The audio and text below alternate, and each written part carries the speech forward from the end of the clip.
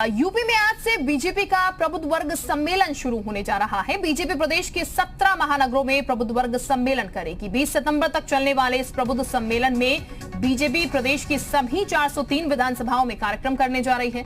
BJP के इस प्रबुद्ध सम्मेलन में सीएम योगी भी शिरकत करेंगे। सीएम वाराणसी में कार्यक्रम की शुरुआत करेंगे, तो वहीं राधा मोहन सिंह प्रयागराज में, स्वतंत्र देव सिंह अयोध्या में, कानपुर में डिप्टी सीएम केशव प्रसाद मौर्य मौजूद रहेंगे।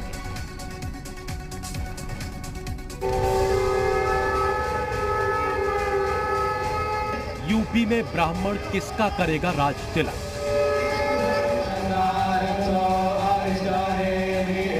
यूपी के विधानसभा चुनाव में ब्राह्मण समाज किसका राज तिलक करेगा, ये बड़ा सवाल है, क्योंकि सभी राजनीतिक दल प्रबुद्ध सम्मेलन के बहाने ब्राह्मण समाज को साधने की कोशिश में जुटे हैं।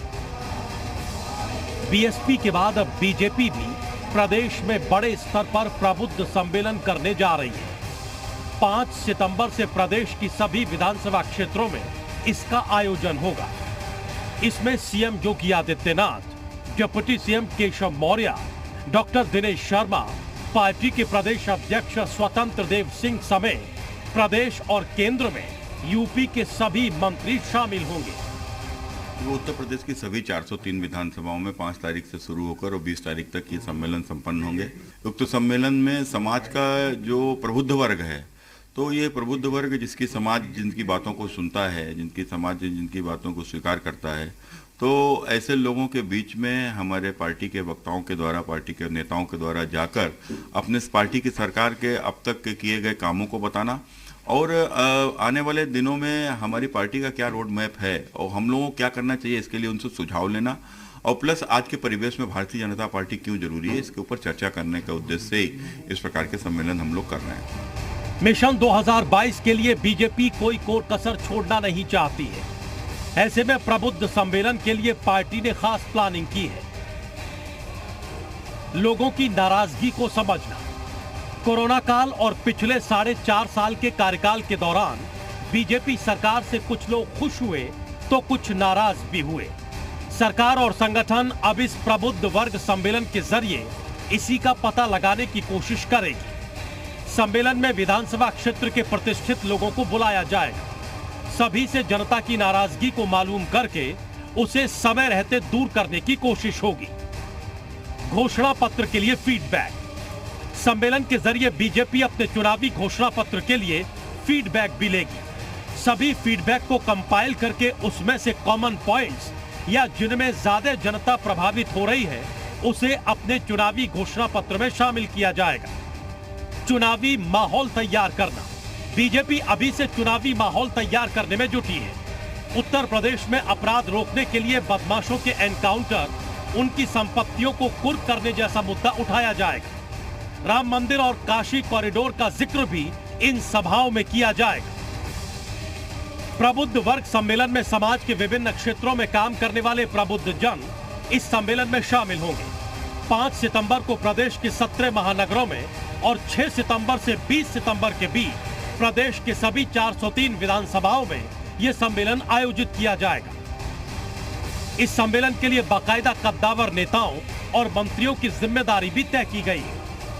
सीएम योगी आदित्यनाथ वाराणसी में, प्रदेश प्रभारी राधा मोहन सिंह प्रयागराज में, प्रदेश अध्यक्ष स्वतंत्र देव सिंह अयोध्या में, प्रदेश महामंत्री संगठन सुनील बंसल लखनऊ में, प्रदेश के उप मुख्यमंत्री केशव मौर्य कानपुर में, प्रदेश सह संगठन महामंत्री करमवीर सहारनपुर में 5 सितंबर से प्रबुद्ध वर्ग सम्मेलन की शुरुआत करेंगे। एक समय था जब यूपी की राजनीति में ब्राह्मणों और राजपूतों का वर्चस्व था। साल 1990 के पहले तक यूपी को 8 ब्राह्मण और 3 राजपूत मुख्यमंत्री मिले थे। दोनों जातियों की संख्या भले ही कम थी, लेकिन दबदबा हमेशा से बना रहता था। माना जाता है कि ब्राह्मण वर्ग हमेशा ही सत्ता के करीब रहना चाहता है। 2022 विधानसभा चुनाव से पहले एक बार फिर ब्राह्मणों की बात उठी है और ये फिर उभरती नजर आ रही है। सत्ता में आने के बाद पार्टियां फिर ब्राह्मणों को रिझाना शुरू कर रही हैं। ऐसे में बड़ा सवाल यही है कि 2022 में ब्राह्मण किसका राज तिलक करेंगे। ब्यूरो रिपोर्ट, जी मीडिया। तो ये आपको बता दें कि 2022 का युद्ध तो छिड़ चुका है और ऐसे में अब सम्मेलनों की जो झड़ी है वो भी लग चुकी है और जाहिर है निश्चित तौर पर इन सम्मेलनों के जरिए जो है वो सियासत साधने की कोशिश जो है उसकी शुरुआत हो चुकी है।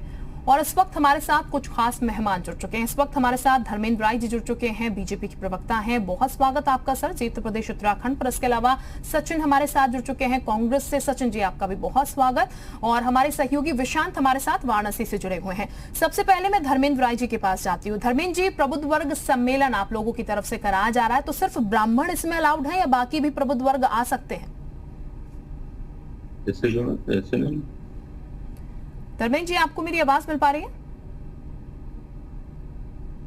चलिए, धर्मेंद्र जी के पास मैं जाऊंगी, शायद कनेक्शन नहीं हो पा रहा उनसे। लेकिन हमारे साथ सचिन इस वक्त बने हुए हैं कांग्रेस से। सचिन, प्रबुद्ध वर्ग सम्मेलन हो रहा है, तमाम और विपक्षी पार्टियों को भी हम देख रहे हैं, उनकी तरफ से भी प्रबुद्ध वर्ग सम्मेलन किया जा रहा है। बीजेपी का जो प्रबुद्ध वर्ग सम्मेलन हो रहा है, पहले आप इसे किस तरीके से देख रहे हैं?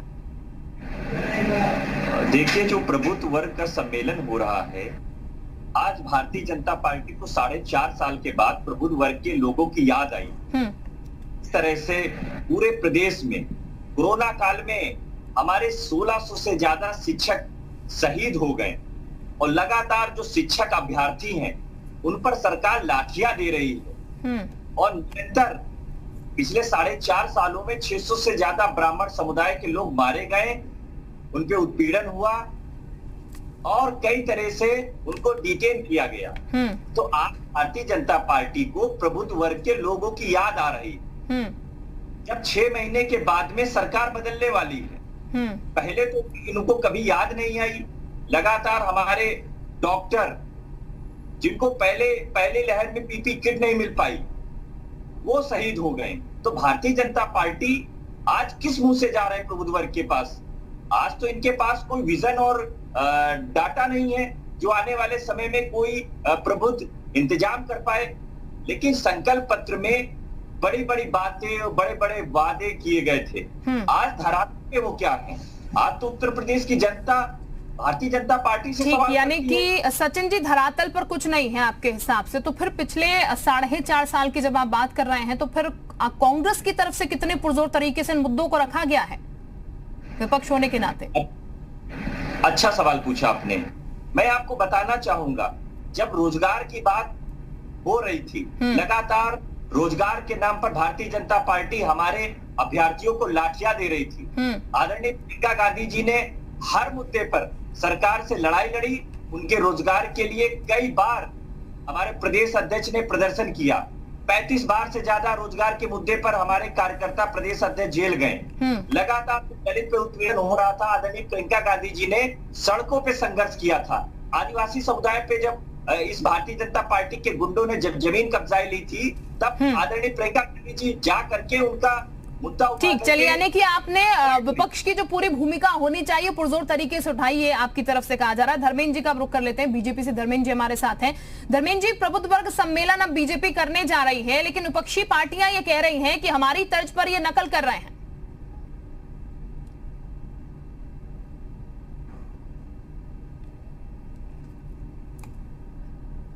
धर्मेंद्र जी, आपको मेरी आवाज मिल पा रही है क्या?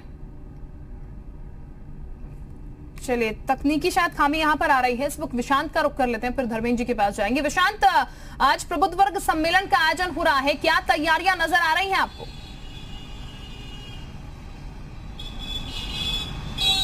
देखिए, तैयारियां पूरी कर ली गई हैं। कल भी पुलिस कमिश्नर उस जगह पर गए थे जहां पर प्रबुद्ध वर्ग सम्मेलन आयोजित होना है। उन्होंने पूरा निरीक्षण किया है और ये बहुत खास है। आप इसको इस तरह से समझिए कि मुख्यमंत्री योगी आदित्यनाथ खुद वाराणसी से इसका आगाज करेंगे।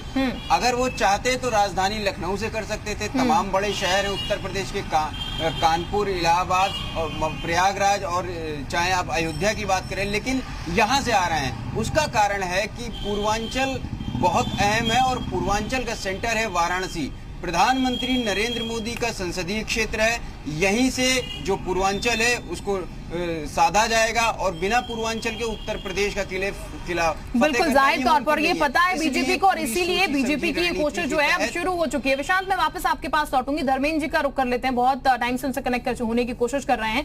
धर्मेंद्र जी, विपक्षी पार्टियों की अगर बात की जाए तो चूंकि आज से प्रबुद्ध वर्ग सम्मेलन की शुरुआत हो रही है बीजेपी की तरफ से, विपक्षी पार्टियों का कहना है कि हम तो कब से कर रहे हैं, अब बीजेपी जो है हमारी नकल कर रही है और इसलिए प्रबुद्ध वर्ग सम्मेलन कर रही है।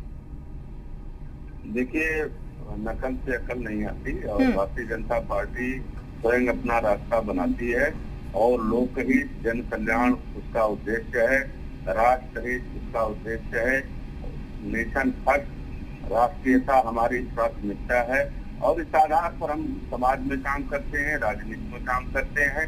प्रबुद्ध वर्ग हमारा बहुत पुराना एक प्रकोष्ठ है। जब से भारतीय जनता पार्टी का गठन होगा, शायद बाकी पार्टियों को प्रबुद्ध नाम से अभी तक परहेज रहा है और वो परहेज करते रहे हैं। प्रबुद्ध के नाम पर जो लोग रहे उनकी उपेक्षा करते रहे हैं। तो प्रबुद्ध वर्ग का सम्मेलन हमारे लिए नया नहीं है।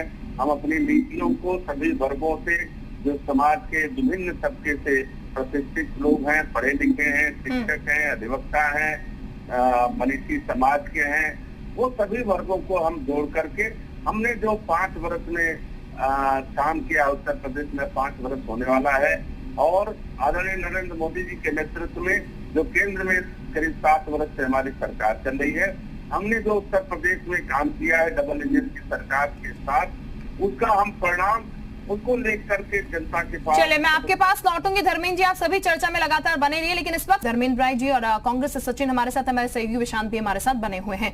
धर्मेंद्र जी, जिक्र आप कर रहे थे जितना काम किया गया पिछले 4.5 साल में, उनको लेकर जनता के बीच में आप लोग जाएंगे, लेकिन हम आपके ही सहयोगी कांग्रेस की अगर बात की जाए, यहाँ पर विपक्षी पार्टी सचिन बैठे हुए हैं, वो कह रहे हैं पिछले 4.5 साल में तो कुछ काम हुआ ही नहीं।